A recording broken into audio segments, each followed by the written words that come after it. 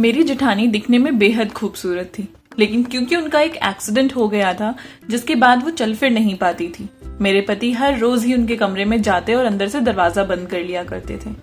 एक दिन जब मेरी जेठानी अस्पताल गई तब मैंने उनके कमरे में एक कैमरा छुपा दिया और जब मैंने रिकॉर्डिंग देखी तो मेरे ऊपर तो मानो आसमान ही गिर गया हो।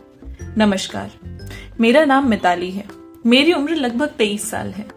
मेरी शादी को अभी ज्यादा समय नहीं हुआ था, लगभग 6-7 महीने ही हुए होंगे, और इसी दौरान मैंने अपने पति के व्यवहार में बहुत बदलाव देखे। उनका व्यवहार दिन ब दिन बदलता ही जा रहा था। वो हमेशा मेरी बातों से ज्यादा अपनी भाभी की बातों को तूल दिया करते थे और मुझे इस बात का बुरा भी लगता था। किसी भी पत्नी को लगेगा। घर की हर छोटी से छोटी बात, अपने ऑफिस की छोटी से छोटी बात और हर परेशानी हमेशा भाभी से ही बोलते थे और मेरी तो जैसे बड़ी से बड़ी परेशानी भी अनदेखा कर दिया करते थे। शुरू में तो मुझे लगा था कि शायद भाभी से इनका सालों का रिश्ता है, इसलिए उनसे इनका लगाव ज्यादा है और उनसे ज्यादा बातचीत करते हैं, पर फिर भी अपनी पत्नी के आने पर तो ये कम हो ही जाता है। पर उनका तो पिछले कुछ समय में बढ़ गया था, जो मेरी समझ से बाहर था। मुझे तो हमेशा अपनी जेठानी और अपने पति का रिश्ता देवर भाभी के रिश्ते से कुछ ज्यादा ही लगता था। वैसे तो मेरी जेठानी इतनी खूबसूरत थी कि कोई भी अगर उन्हें देखे तो देखता ही रह जाए। कई बार मुझे उनकी खूबसूरती से डर भी लगता था। एक दिन जब मैं सुबह उठी तो मैंने देखा कि मेरे पति अपनी भाभी के कमरे से बाहर आ रहे थे। मुझे देखते ही उनके चेहरे का रंग उड़ गया और वो बिना कुछ बोले बाथरूम में चले गए।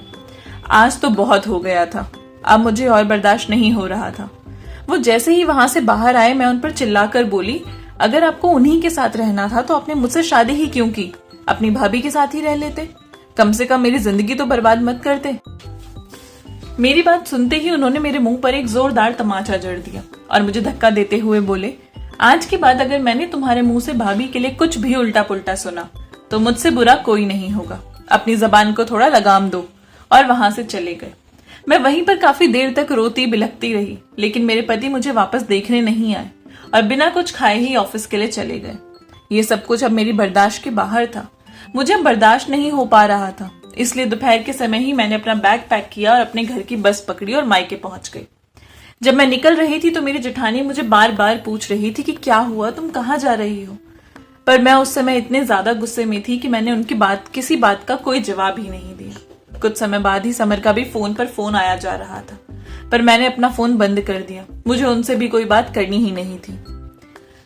अपने घर पहुंचकर मैंने अपने घर में सबको बिल्कुल साफ साफ सच बता दिया था कि क्यों मैं अपने मायके वापस आ गई हूँ। मेरी माँ मुझे कहने लगी कि मिताली, तुमने बिल्कुल सही किया।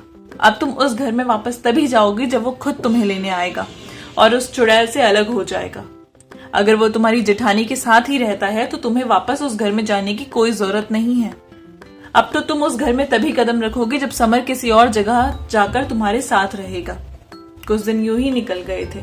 मेरी छोटी बहन नैना की मुझे बहुत ज्यादा फिक्र होने लगी थी। उसकी शादी को भी अब ज्यादा समय नहीं बचा था। 2 महीने बाद ही उसकी शादी थी। मेरे साथ जो कुछ भी हुआ था वो सब देखकर वो भी ससुराल से डरने लगी थी। एक दिन जब हम सब खाना खाने के लिए बैठे थे तब मैंने अपना फोन ऑन किया। फोन ऑन करने के साथ ही समर के फोन आने शुरू हो गए। मेरा गुस्सा भी शांत हो चुका था तो मैंने फोन उठा लिया। मुझे उम्मीद थी कि शायद वो मुझे मनाएंगे, पर उन्होंने ऐसा कुछ भी नहीं किया। वो कहने लगे कि मिताली, एक बात याद रखना, अगर तुम इस घर से अपना सामान पैक करके खुद ही गई हो तो तुम आओगी भी खुद ही। मुझसे किसी तरीके की कोई उम्मीद मत रखना कि मैं तुम्हें लेने आऊंगा। उनकी ऐसी बातों को सुनकर मुझे बहुत गुस्सा आया। मैंने उन्हें कहा कि हाँ, तुम क्यों आओगे मुझे लेने? तुम्हारे साथ वो चुड़ैल रह तो रही है, तो तुम्हें अपनी बीवी की जरूरत ही क्या है? और अगर तुम्हें मेरी जरूरत नहीं है तो मुझे भी तुम्हारी कोई जरूरत नहीं है। अब तो तुम्हें कोई परेशान करने वाला भी नहीं है।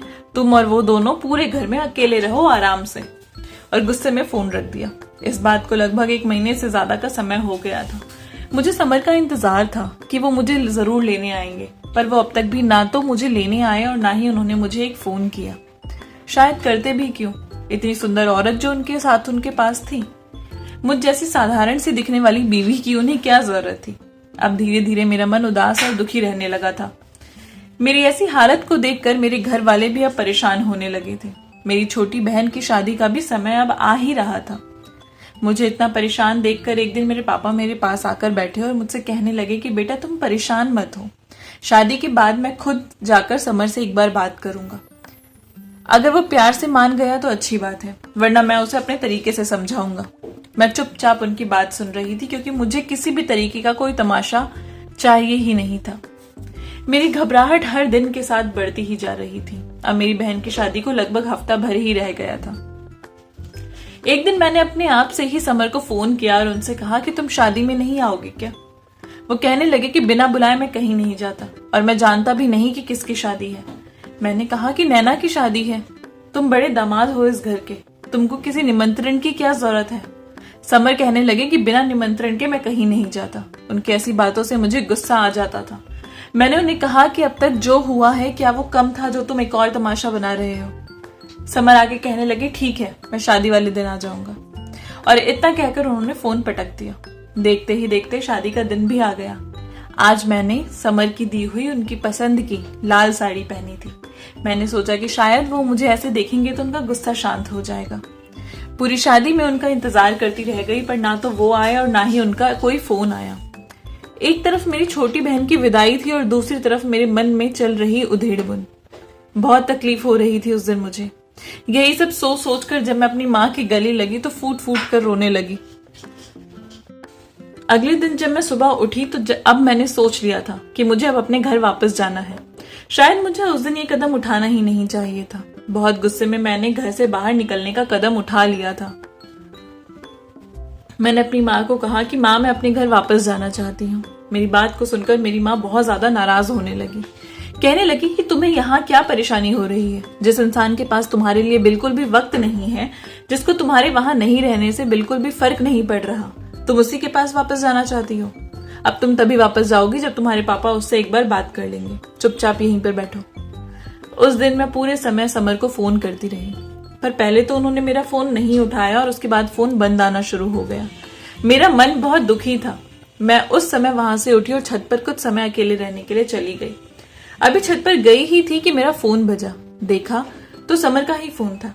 मैंने फोन उठाकर जैसे ही हेलो कहा, वहां से समर की भरे हुए गले से एक आवाज आई, मिताली। सब कुछ खत्म हो गया, अब कुछ भी नहीं बचा है। उनकी ऐसी बातों को सुनकर मेरा तो जैसे मन ही बैठ गया था। मैंने बहुत घबराते हुए उनसे पूछा कि समर साफ साफ बताओ कि क्या हुआ है। वो रोते हुए कहने लगे कि कल रात को भैया और भाभी दोनों का ही एक्सीडेंट हो गया था। भैया की तो वही मौके पर मौत हो गई और भाभी अभी भी अस्पताल में एडमिट है। उनकी ऐसी बातों को सुनकर मेरा तो मानो दिमाग काम करना ही बंद कर दिया। जब मैंने ये सारी बातें अपने घर वालों को बताई तो उन्होंने भी अपने गुस्से को एक तरफ रख मुझे लेकर वो सब अस्पताल पहुंचे। वहां जाकर जब मैंने अपनी जेठानी की तरफ देखा तो उनकी हालत बहुत नाजुक लग रही थी। उन्हें काफी समय से बच्चा भी नहीं हो रहा था तो उनका इलाज भी चल रहा था। कुछ समय से वो हर मंदिर मन्नतें मांगने जाया करती थी। उस दिन भी वो जेठ जी के साथ किसी मंदिर ही गई थी। सालों से उनका इलाज भी चल रहा था बच्चे के लिए। उनकी ऐसी हालत को देखकर मैंने अपने और समर की परेशानी एक तरफ की और वहीं अस्पताल में ही रुक गई। अपनी जेठानी के लिए मेरे ऐसे व्यवहार को देखकर मैंने ऐसा महसूस किया कि समर के मन में धीरे धीरे मेरे लिए बदलाव आने लगा था।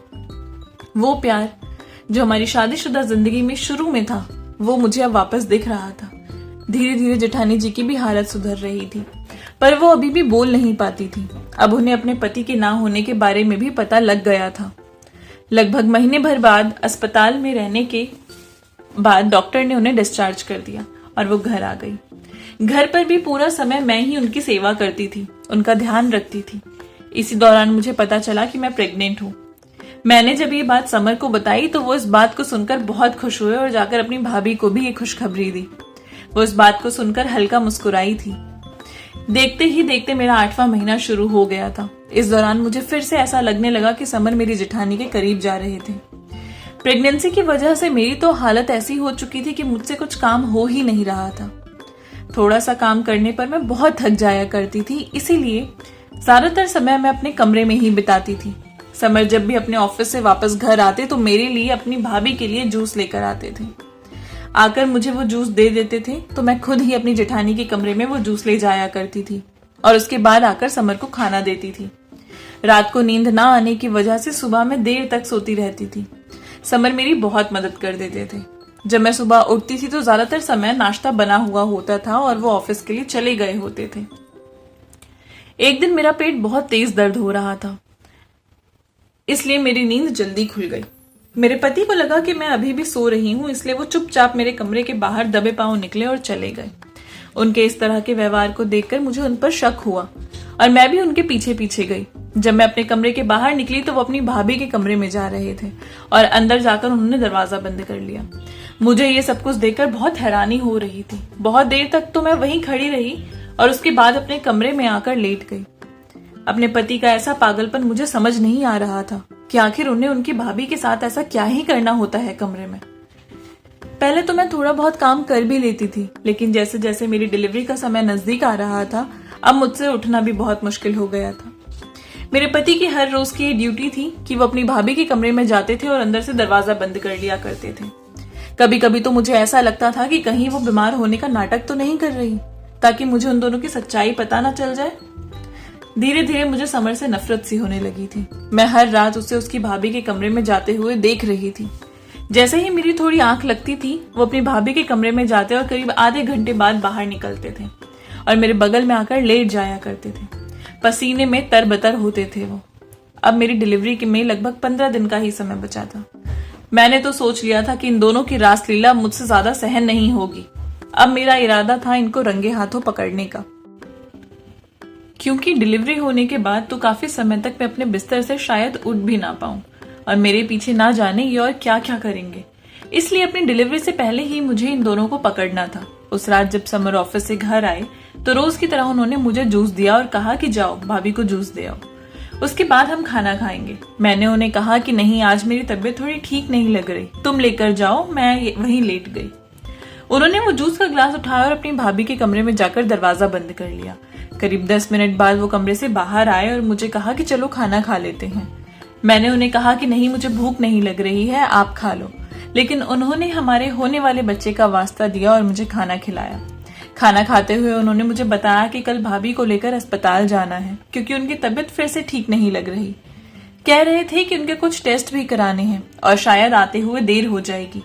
मैंने कहा ठीक है। अगले दिन सुबह दोनों ने नाश्ता किया और अस्पताल के लिए निकल गए। उनके पीछे से मैं बाजार गई और वहां से मैंने एक कैमरा खरीदा और भाभी के कमरे में ऐसी जगह लगवा दिया जहां से मुझे पूरा कमरा साफ साफ नजर आ रहा था और साथ ही उसे अपने फोन से कनेक्ट कर लिया।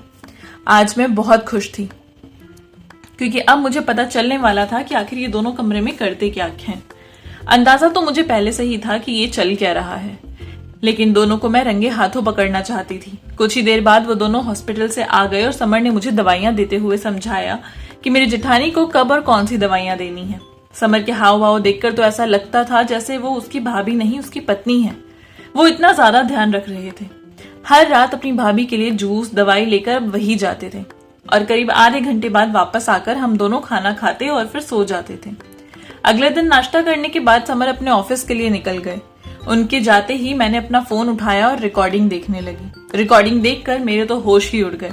रिकॉर्डिंग में मैंने देखा कि समर पहले अपनी भाभी के कमरे में गए और अंदर से दरवाजा बंद कर लिया। उन्हें उठाया और व्हील चेयर के ऊपर बिठा दिया। बेड पर जो चादर बिछी हुई थी उसको हटाकर एक साफ सुथरी चादर बिछा दी और उसे धोकर रख दिया। उसके बाद उन्होंने अपनी आंखें बंद की और भाभी के पूरे कपड़े बदल दिए और उन्हें भी धोकर सूखने के लिए रख दिया। ये तो एक दिन की बात थी। मैंने उन्हें उस दिन कुछ नहीं कहा। अगले कुछ दिनों तक मैं रिकॉर्डिंग देख रही थी और हर रिकॉर्डिंग में यही हो रहा था। समर आज तक भी यही काम करते थे कि ऑफिस से आने के बाद जूस और दवाइयां लेकर भाभी के कमरे में जाते और अंदर से दरवाजा बंद कर लिया करते थे। हर रिकॉर्डिंग में मुझे यही चीज देखने को मिल रही थी कि वो आंखें बंद करके उनके कपड़े बदलते और पूरा कमरा साफ करके कपड़े धो दिया करते थे। ये सब देखकर मैं कंफ्यूज हो गई थी कि इस तरीके की चीज या तो बेटा कर सकता है या तो सिर्फ पति कर सकता है।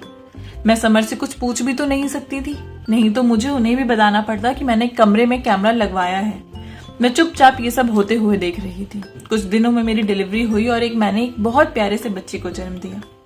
मेरा ध्यान रखने के लिए मेरी माँ हमारे घर आई थी। एक दिन मैंने ये वीडियो अपनी माँ को भी दिखाई।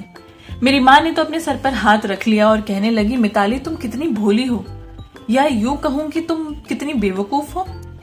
ये कोई माँ बेटे वाला प्यार नहीं है, ये सिर्फ एक पति ही अपनी पत्नी के लिए कर सकता है। उन्होंने मुझे समर से बात करने के लिए कहा, पर मैं अपनी सूझबूझ से काम करना चाहती थी। मैंने समर से बात नहीं की। कुछ दिनों में ही मेरी माँ वापस अपने घर चली गई। उन्होंने मुझे भी वापस घर चलने के लिए कहा था, पर मैंने मना कर दिया। मेरा बेटा लगभग 2 महीने का हो गया था। मेरी जेठानी की तबीयत दिन ब दिन खराब होती जा रही थी और ऐसे ही एक दिन उनकी मृत्यु भी हो गई। मेरे पति अंदर से बहुत टूट गए थे, वो बहुत रो रहे थे। मैंने उन्हें जैसे तैसे संभाला था। एक दिन समर का अच्छा मूड देखकर मैंने उनसे पूछा कि जब भी भाभी के कमरे में जाते थे तो अंदर से दरवाजा बंद करने की क्या जरूरत होती थी। उन्होंने मेरी तरफ देखा और एक लंबी गहरी सांस लेते हुए कहा कि माँ तो मुझे बचपन में ही छोड़कर चली गई थी। मेरे भैया ने भी बहुत बुरे दिन देखे थे। माँ के जाने के बाद पापा ने दूसरी शादी कर ली और कुछ समय बाद पापा का भी देहांत हो गया। पापा के जाने के बाद उनकी सारी प्रॉपर्टी मेरी सौतेली माँ ने अपने नाम कर ली और हमें घर से बाहर निकाल दिया। मैं जानता हूँ कि मेरे भैया ने कैसे मजदूरी करके मुझे पढ़ाया है। लगभग 10 साल पहले जब मेरे भैया की शादी भाभी से हुई तो उन्होंने मुझे बहुत प्यार दिया। कुछ समय बाद मेरी भाभी के मम्मी पापा की भी मृत्यु हो गई।